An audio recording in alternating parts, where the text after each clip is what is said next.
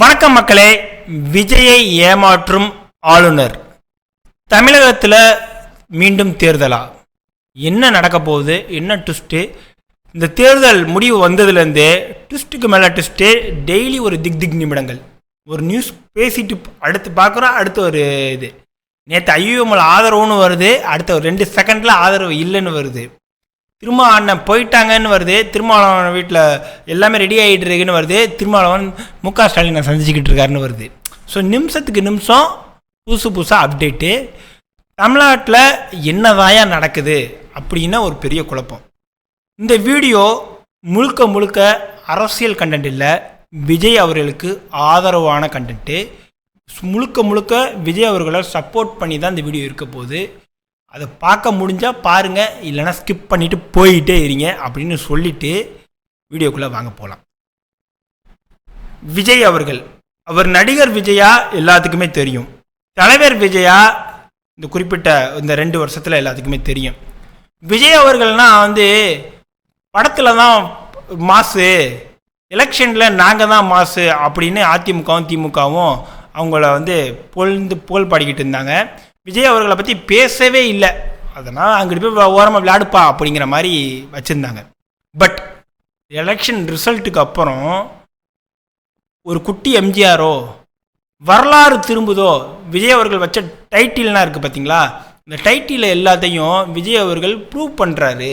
அவர் ஒரு டைட்டில் வச்சுருந்தார், வரலாறு திரும்புகிறது அப்படின்னு ஒரு டைட்டில் வச்சுருந்தார். என்ன, நான் ஒத்த ஆள், நான் தன்னந்தனி ஆள், என்னை ஏளனமாக பாரு அப்படிங்கிற மாதிரினா பாட்டில் வச்சுருந்தார். அது எல்லாத்தையும் உண்மையாக்கிட்டு வர்றாரு. அதே மாதிரி அவர் சொன்னதை எல்லாத்தையும் செஞ்சுருவாரோ மக்களுக்கு அப்படிங்கிறது தான் இப்போ இருக்க திராவிட கட்சிகளுக்கு ஒரு வைத்த கலக்கிருக்குன்னு சொல்லலாம். இப்போ 107 சீட்டு எடுத்திருக்காரு விஜய், அதாவது 108 ஜெயிச்சிட்டாரு, ஒன்று ரிசைன் பண்ணி 107 சீட்டு வச்சுருக்காரு. காங்கிரஸ் போயிட்டாங்க, 112 இருக்குது. விஜய் அவர்களை ஆளுநர் கூப்பிட்டு பதவி ஏற்று கொடுத்துருக்கணும் இந்நேரம். பட் ஆளுநர் அவர்கள் இந்த நிமிஷம் வரையும் அவரை கூப்பிட மாட்டேங்கிறாரு. மெஜாரிட்டி இல்லைன்னு அவரை இக்னோர் பண்ணிக்கிட்டே இருக்காரு. அப்படி எதுவும் சட்டங்கள் இருக்கா, அப்படி எதுவும் சட்ட மரபுகள் இருக்கான்னு பார்த்தா அப்படி எதுவுமே இல்லை. யார் மெஜாரிட்டி லீடிங் இருக்கோ அவங்களுக்கு ஆட்சி பொறுப்பு ஏற்று கொடுத்துடணும். அவங்க தமிழ்நாட்டோட முதலமைச்சராக ஆயிடணும். அதுக்கப்புறம் சட்டமன்றத்தில் வாக்கெடுப்பு எடுத்து அவங்க அவங்களோட இதை ப்ரூவ் பண்ணணும். அப்படி அவங்களால ப்ரூவ் பண்ண முடியலன்னா அடுத்த பெரிய கட்சியாக இருக்க திமுகவிட்ட கேட்கணும். திமுகவிலையும் ப்ரூவ் பண்ண முடியலன்னா அதுக்கடுத்த பெரிய கட்சியாக இருக்க அதிமுகட்ட கேட்கணும். இவங்க யாருமே ப்ரூவ் பண்ண முடியலைன்னா ஒன்னர் வாய்ப்பு தரணும். ஒன்னர் வாய்ப்புலையும் ப்ரூவ் பண்ண முடியலன்னா ஜனாதிபதி ஆட்சி வரணும். இதுதான் ஒரு முறையாக இருந்துக்கிட்டு இருக்கு, இப்படி தான் நடந்திருக்கு. பட் இந்த தேர்தல் ஒரு வித்தியாசமான தேர்தலாக இருக்குது. ஆளுநர் அவர்கள் யாரோட ப்ரெஷரில், மத்தியில் இருக்கவங்க ப்ரெஷரா இல்லை மாநிலத்தில் ஆண்ட அதிமுக திமுகவோட ப்ரெஷரா என்னன்னே தெரில, அவருக்கு யாரோ ஒருத்தவங்க ப்ரெஷர் கொடுக்குறாங்க. விஜய் அவர்கள் 3 தடவை சந்தித்தோம், மெஜாரிட்டி இல்லை அப்படின்ட்டாங்க. 2 வாட்டி நேரு ஸ்டேடியத்தில் பதவியேற்புக்கு எல்லாம் ரெடியாகி இன்னும் கொடுக்கல. என்ன தாங்க நடக்குது தமிழ்நாட்டில்? ஏங்க அவர் 6 மாதம் அவர் ஆட்சி பண்ணால் தான் என்னங்க? மக்கள் தேர்ந்தெடுத்து தானே அவர் வந்திருக்காரு. அவர் குறுக்கு வழியில் வரலையில, பின்வாசலில் வரலையில, மக்கள் தேர்ந்தெடுத்து தானே வந்திருக்காரு. இவ்வளோ மக்கள், கிட்டத்தட்ட 1.5 கோடி மக்கள் 2 கோடி மக்கள் கிட்ட அவருக்கு வாக்களிச்சிருக்காங்கல்ல. அப்போ மக்கள் அவரை நம்புகிறாங்கல்ல, அவங்கள ஆட்சி பண்ண விடுங்க. இந்த 2 பெரிய கட்சி திமுக அதிமுக 60 வருஷம் ஆட்சி பண்ண விட்டாங்கல்ல, இப்போ அவரை ஒரு 6 மாதம் ஆட்சி பண்ண விடுங்க. நல்லா இல்லைன்னா எல்லாரும் சேர்ந்து அவரை தூக்கி போடுவோம். ஏன் அவருக்கு அந்த வாய்ப்பு தர மாட்டேங்கிறீங்க? அவருக்கு எவ்வளோ தாங்க ப்ரெஷர் கொடுப்பீங்க? கரூரில் ப்ரெஷரு, ஒரு மீட்டிங் போனால் ப்ரெஷரு, அனுமதி மறுப்பு, அவருக்கு எவ்வளோ ப்ரெஷர் கொடுப்பீங்க? நாங்கள் ஃபர்ஸ்ட் ஜங்ஷன் சேனலில், உள்ளத்தில் உள்ளபடி சேனலில் திமுகவுக்காக எத்தனையோ ஆதரவு வீடியோ போட்டிருக்கோம், அதிமுகவுக்காக எத்தனையோ ஆதரவு வீடியோ போட்டிருக்கோம், தாவேக்காவுக்காக முதல் முறையாக ஆதரவு வீடியோ இப்போ போடுறோம். ஏன் ஒரு மனுஷன் தன்னந்தனியாக தடுமாறுறாங்க? அவர் என்ன பிஜேபியை கூட்டிகிட்டு வரேன்னு சொன்னாரா? பிஜேபியை கூப்பிட்டு வரேன்னு சொன்னார்னா ஒரு மதத்துக்கு மத அரசியல் நடக்க போகுது, அதனால நாங்கள் எதிர்க்கிறோன்னு சொல்லலாம். அவர் பிஜேபியை நான் கூப்பிட்டு வரேன்னு நான் சொல்லலையே. அவர் நான் எல்லா மக்களுக்குள்ள ஆட்சியை கொடுக்க போகிறேன்னு சொல்கிறாரு. அப்போ உங்களுக்கு என்ன வலிக்குது? திமுக போக முடியாது. அதை நம்ம ஏற்றுக்கிறோம். ஏன்னா அது பெரிய கட்சி. அவங்க வந்து ஒரு முதலமைச்சராக இருந்த கட்சி, ஒரு லீடிங் கட்சி, தமிழ்நாட்டில் ஒரு பெரிய கட்சி. அவங்க ஆதரவு தர முடியாது. போனால் அவங்களுக்கு அசிங்கம். ஒன்று அவங்கள தான் விமர்சிச்சிருக்காரு. அதிமுக போக முடியாது. அவங்களும் பெரிய கட்சி. அவங்க ஒரு முதலமைச்சராக இருந்த கட்சி. அவங்க தான் ஒரு மாசு. திமுகவுக்கு மாற்ற அதிமுக இருந்தாங்க. அவங்களும் போக முடியாது. மற்ற கட்சினா என்னங்க? காங்கிரஸ் போயிருச்சு. கம்யூனிஸ்ட்டை கூட நான் திமுகவிலே தொடர்றேன், அவருக்கு விஜய் அவர்களுக்கு ஆதரவு தர்றேன் அப்படின்னு நேற்று போயிட்டாங்க. ஒரு நல்ல முடிவு. நாங்கள் வந்து திமுகவில் தான் தொடர்றோம், விஜய் அவர்களுக்கு ஆதரவு அளிக்கிறோம், அவர் வந்து ஆட்சி அமைக்கிறதுக்கு ஆதரவு அளிக்கிறோம். கரெக்டானப்பா இது. விஜய் நல்லா பண்ணாருன்னா போய் சேர்ந்துக்குவாங்க. கரெக்டான இது தானே? விசிகாவில் இதுதான் நேரம், இதுதான் நமக்கான நேரம், துணை முதல்வர் கொடுத்தா தான் வருவேன். இன்னும் நிறைய பேர் டிவிலலாம் நிறைய பேர் எழுதிட்டாங்க, பேப்பர்லாம் எழுதிட்டாங்க. முதலமைச்சர் கொடுத்தா தான் வருவாங்க. உங்களை முதலமைச்சர் ஆக்குறதுக்காக அவர் இவ்வளோ பாடுபட்டார், தெரியாமல் கேட்குறேன். அப்படியே அந்த முதலமைச்சர் கொடுத்தா அது அதிமுக எடுத்துக்கிட்டு அது போய் அதிமுக உட்காந்துக்கிட்டு எடப்பாடி அவர்கள் உட்காந்துக்கிட்டு இவங்களை லீட் பண்ணிட மாட்டாங்களா? என்ன லாஜிக்காக இப்போ எழுதுறீங்க? என்ன லாஜிக்காக வீடியோ போடுறீங்க? என்ன பேசுகிறீங்க? விஜய் அவர்கள் முதலமைச்சராகி ஒரு நல்ல ஆட்சி கொடுக்கறதுக்கு தானே அவர் இவ்வளோ பாடுபட்டு வந்திருக்காரு. சிங்கிள் ஷாட்டில் தானே வந்திருக்காரு.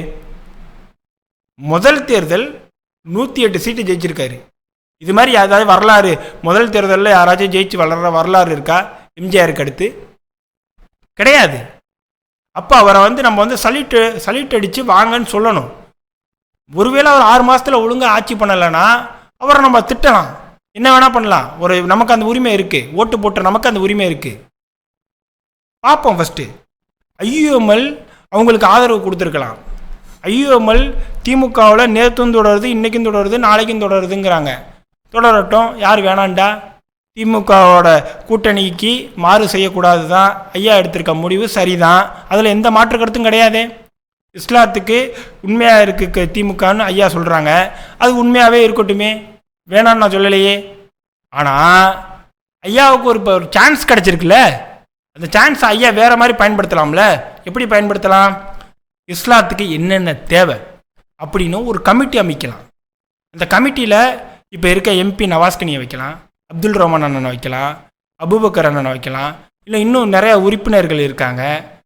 இன்னும் நம்ம புதுக்கோட்டை மாவட்ட தலைவர்னா உசுரை கொடுத்து இஸ்லாத்துக்காக இந்த ஐயுஎம்எல்காக உழைச்சிக்கிட்டு இருக்காங்க. 50 வருஷமாக ஒரு பைசா எதிர்பார்க்காம உழைச்சிக்கிட்டு இருக்காங்க. அவங்கள உள்ள கமிட்டியில் வைக்கலாம். அப்போ இஸ்லாத்துக்கு என்ன தேவை, இஸ்லாமிய சமுதாயத்துக்கு என்ன தேவை அப்படிங்கிறத ஒரு லிஸ்ட் எடுக்கலாம். வப்பு வாரியத்தை பாதுகாக்கணும், வப்பு சொத்துக்களை பாதுகாக்கணும், பள்ளிவாசல்களை பாதுகாக்கணும். இஸ்லாத்துக்கு இவ்வளோ இடஒதுக்கீடு இருக்குது, அதை இவ்வளோ இடஒதுக்கீடு வேணும். இஸ்லாமிய சிறைவாசிகள் இவ்வளோ பேர் விடுதலை ஆகியிருக்காங்க, இன்னும் இவ்வளோ பேர் ஜெயிலில் இருக்காங்க, இவங்களை எப்படி விடுதலை பண்ணுறது? இஸ்லாமிய மக்களோட கல்வி முன்னேற்றத்துக்கு என்ன பண்ணுறது? ஒரு கவர்மெண்ட் ஆஃபீஸரை எடுத்துக்கிட்டிங்கன்னா அதில் வந்து இஸ்லாமிய மக்களுக்கு இவ்வளோ பேர் உள்ளே வரணும், இஸ்லாமிய டாக்டர்ஸ் இவ்வளோ இருக்கணும், இஸ்லாமிய அட்வொகேட்ஸ் இவ்வளோ இருக்கணும். அப்போ நான் ஒரு காமனாக சொல்கிறேன், இன்னும் நிறையா இருக்குது. இன்னும் ஹஜ்ஜுக்கு போகிறவங்களுக்கு இப்போ ஹஜ்ஜு கமிட்டின்னு இப்போ ஸ்டாலின் கூட திறந்து வச்சார். அதை இன்னும் நம்ம எப்படி மேம்படுத்தலாம்? இன்னும் ஹஜ்ஜுக்கு போகிறவங்களுக்கு இல்லை உம்ராவுக்கு போகிறவங்களுக்கு இன்னும் என்னென்ன சலுகைகள் கொண்டு போகலாம்? எவ்வளவோ இருக்குது. நம்ம நோன்பு கஞ்சிக்கு அரிசி கொடுத்துட்டா மட்டும் போதாது. எவ்வளவோ இஸ்லாமிய திட்டங்கள் இருக்குது, எவ்வளவோ தேவைகள் இருக்குது. அது எல்லாத்தையும் ஒரு லிஸ்ட்டு போடலாம். இதுக்கு மேலே நான் ஒன்று சொல்கிறேன், தேர்தல் வருது, சட்டமன்ற தேர்தல் வருது, நாடாளுமன்ற தேர்தல் வருது. 2 சீட்டு 4 சீட்டு நம்ம இஸ்லாமிய கொடுக்குறாங்க. இன்றைக்கி ஐயா அவர்கள் உறுதியாக இருக்காங்க, ஸ்ட்ராங்காக இருக்காங்க, ஸ்டாலினோட இருக்கேன்னு. இந்த ஸ்ட்ராங்கு 2 திராவிட கட்சிகள்கிட்டையும் இல்லையே. இது வைத்தறிச்சலாக தானே இருக்குது. ஒரு இஸ்லாமியனா நான் கேட்குறேன், என்னோட தனிப்பட்ட கருத்து, நம்ம சொல்கிறது எல்லாமே என்னோட தனிப்பட்ட கருத்து. 10% 23 சீட்டு, 234 23 சீட்டு இஸ்லாமிய கொடுக்கலாம்ல. நாடாளுமன்ற தேர்தலில் 39 சீட்டு ப்ளஸ் 1 பாண்டிச்சேரி, 39ல் உங்களுக்கு வந்து 4 சீட்டு கொடுக்கலாமே. 10% கொடுக்கலாமே. இது விஜய் அவர்கள் தர்றேன், இதனால் 6 மாதத்தில் நான் செஞ்சு தர்றேன், இல்லை வந்து 1 வருஷத்தில் செஞ்சு தரேன்னு உறுதியளிக்கட்டும், ஐயுஎம்எல் ஆதரவு கொடுக்கட்டும். நம்ம சமுதாய பாதுகாப்பு தானே தேவை. விஜய் கொடுக்கல அப்படின்னா ஸ்டாலின் அவர்களை செஞ்சு கொடுக்க சொல்லுங்கள். நீங்கள் இது உங்களுக்கு ஒரு சூழ்நிலை, இது ஒரு சான்ஸு, இதை பயன்படுத்திக்கங்க. கரெக்டு தானே நான் சொல்கிறது? நம்ம எதுக்கு அரசியல் பண்ணுறோம்? நம்ம எதுக்கு இந்த கட்சி? நம்ம சமுதாயத்தை காப்பாற்ற இந்த கட்சி. அப்போ இந்த நேரத்தை, இந்த சூழ்நிலையை நம்ம பயன்படுத்திக்கலாமே. நான் திமுக விட்டு வெளில வாங்கன்னு நான் சொல்லலை, அது நன்றி கட்டு போங்கன்னு நான் சொல்லலை. உறுதியாக நிற்போம், திமுகவோடய நிற்போம். ஆனால் நமக்கு உதவி செய்கிற மாதிரி அந்த சூழ்நிலையை நம்ம பயன்படுத்திக்கிட்டு நிற்போம். நமக்கு பாதுகாப்பு அரணன் வார்த்தையில் சொன்னால் போதாது, அதை செயல்பாடாக மாற்றுவோன்னு தான் நான் என்னோட கருது. தேமுதிகவில் அக்கா பிரேமலதாட்ட கேட்குறாங்க, அவங்க வந்து சில டீலிங்ஸு அந்த ராஜ்யசபா அதெல்லாம் இருக்கிறதுனால அவங்க போக முடியாது, விஜய் எங்கள் வீட்டு பிள்ளைன்னு சொல்லிட்டு நழுவிட்டாங்க. ஸோ அவங்களாலையும் போக முடியாது. இப்போ விசிக்கு இந்த மிரட்டல் உரட்டல்லாம் விட்டுட்டு விஜய் அவர்களுக்கு ஆதரவு அளிச்சிடணும் அப்படிங்கிறத என்னோட. ஒரு மினிஸ்டர் வாங்கிக்கோங்க, வன்னியரசுக்கு ஒரு மினிஸ்டர் வாங்கிக்கோங்க, அண்ணனுக்கு வாங்கிக்கிட்டு விஜய் அவர்களை ஆட்சி அமைக்க வைங்க. சுப்ரீம் கோர்ட்டில் கூட உங்களை முன்னாள் ஐபிஎஸ் அதிகாரி ராமசுப்ரமணி வந்து வழக்கு போட்டிருக்காங்க, விஜய் ஆளுநர் வந்து பதவி ஏற்று கொடுக்கணும்னு. ஸோ விசிகா வந்து ஏதோ ஒரு வழியில் வெளியில் இருந்தோ இல்லை விஜயோடு சேர்ந்தோ ஆதரவு அளிக்கணும். தமிழ்நாட்டோட 17வது முதலமைச்சராக விஜய் அவர்கள் பொறுப்பு எடுக்கணும். விஜய் அவர்களை இப்போதைக்கு யாரும் தயவு செய்து விமர்சிக்காதீங்க, 6 மாதம் பாருங்கள், சிறந்த ஆட்சியை கொடுப்பாருன்னு நமக்கு நம்பிக்கை இருக்குது. ஒருவேளை கொடுக்கலன்னா உங்களோட சேர்ந்து நீங்கள் சட்டமன்றத்தில் அவரை விளாசுங்க, மீடியாவில் நாங்கள் விளாசுகிறோம். என்ன அவரை நல்லா செய்வார் அப்படிங்கிறதுல பண்ணணும், நல்லா செய்யணும்னு வாழ்த்தை தெரிவிச்சுக்கிட்டு இன்னொரு வீடியோவில் சந்திக்கிறேன். அதுவரை உங்களை விடைபெறுவது உங்கள் சாம் ரியாஸ். நன்றி, வணக்கம், பாய்.